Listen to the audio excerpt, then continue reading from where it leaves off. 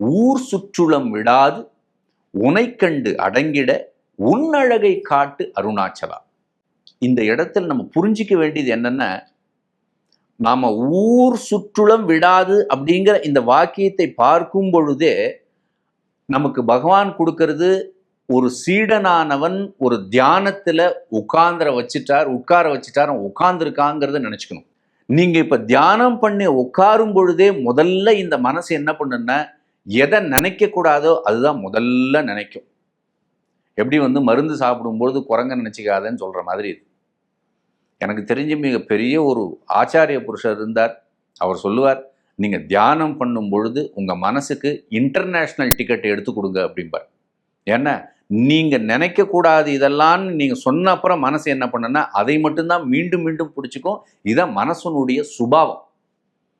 மனசு எதுக்கு அடிபணியும்னா, மனசு எப்பொழுதுமே அப்பியாசத்திற்கு அடிபணியுமே தவிர கட்டளைக்கு அடிபணியாது. நீ சும்மா இரு அப்படின்னு மனசு சொல்லி சும்மா இருன்னு சொல்லிட்டாலாம் சும்மாலாம் இருக்காது. ஏன்னா அது ஜென்ம ஜென்மாந்தரமா வந்த மனசு. இத்தனை வருஷத்துல நம்ம உழன்று கொண்டிருந்த ஒரு மனசு இன்னைக்கு ஒரு நாள் போய் அதை நீ இனிமேல் சும்மா இரு அப்படின்னு சும்மா இருக்காது. அதுவும் நாம சொல்ற கட்டளை ஏத்துக்கவே இருக்காது. அந்த இடத்துல என்ன சொல்றாங்கன்னா, ஆச்சாரிய புருஷர்கள்லாம் அப்பியாசத்துக்கு அடிபணியும் அப்படின்னு சொல்லியிருக்காங்க. இந்த மனசுங்கிறது பிரம்மாண்டமானது.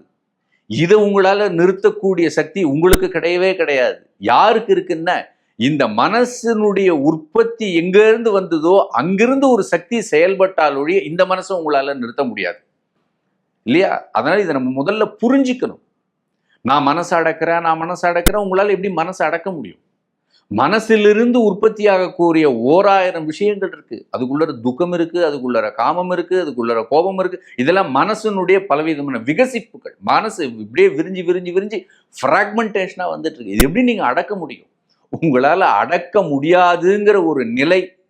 இந்த நிலைக்கு பேரு தான் ஆச்சாரிய புருஷர்கள் என்ன சொல்றாங்கன்னா சரணாகதி அப்படின்னு சொல்லி முடிச்சிட்டாங்க.